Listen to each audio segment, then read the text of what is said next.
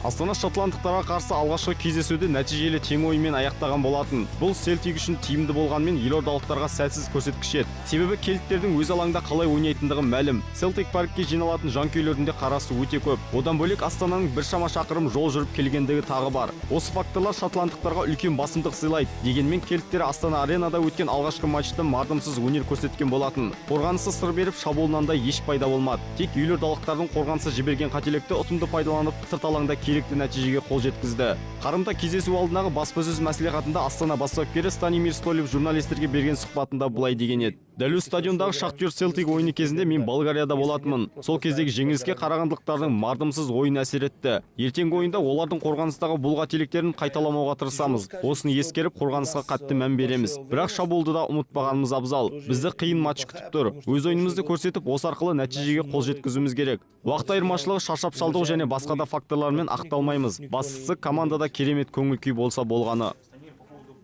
Бірақ Станимир Столев шәкірттердің қарымта кездесуде жолдары болмады. Мұнда алаң иелерінің пайдасына 2-1 есебі тіркеліп, плей-офф жолдамасы еншілерінде кетті. Ал Астана өткен маусымдағы жетістігін қайталау жолында сәтсіздікке ұшырады. Төрешінің белгілеген қос пенальти Селтикті келесі кезеңге алып шықты. Ойынның барысы былай өрбіді. Қос тарап үзіліске аттанар тұста елордалықтар тарапынан тағы да өрескел қателік орын алды. Рохер Каньяс өз жарты алаңда допты кері қайтаруға мүмкіндігі бола тұра айып алаңдағы Абзал Бейсебековке үн қатқан еді. Бұл пасты күтпеген Абзал дәл осы тұстан қарсыласына қарсы ойын тәртібін бұзып, қақпасына 11 метрлік айып соққысын белгілетіп алды. Нүктеге жақындаған Ли Гриффитс Ненад Эричті сан соқтырып кезекті голын соқты.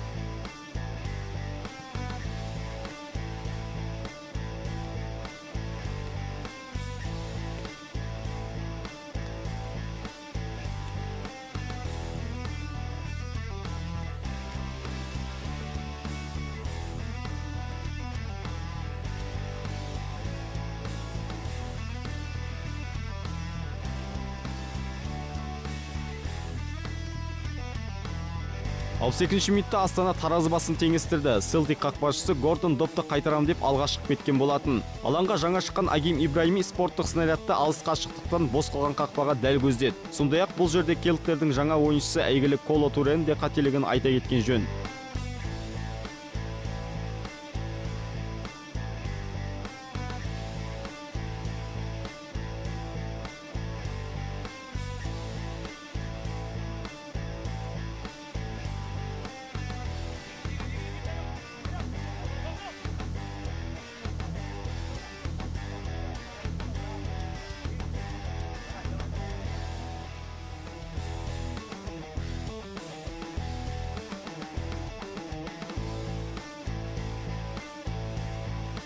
Қазақстандық жанкүйерлердің үміті оянған еді, бірақ ұзаққа созылмады. Матчтың соңында біздің қақпаға тағы бір пенальти белгіленді. Бұл жолы Муста Дембелеге қарсы өз айып алаңда дөрекі ойнаған Игорь Шитов екінші сары қағазын алып алаңды босатты. Ал жас француз шабуылшысының соққысына Эрич жауап таба алмады. Осылайша Астана Чемпиондар Лигасының бұл маусымымен қош айтысты. Келесі кезеңге өту үшін оларға бір ғана гол жетіспеді. Енді оларды алда Еуропа Лигасы күтіп тұр. Топтық кезеңге өту үшін барын салады деген ойдамыз.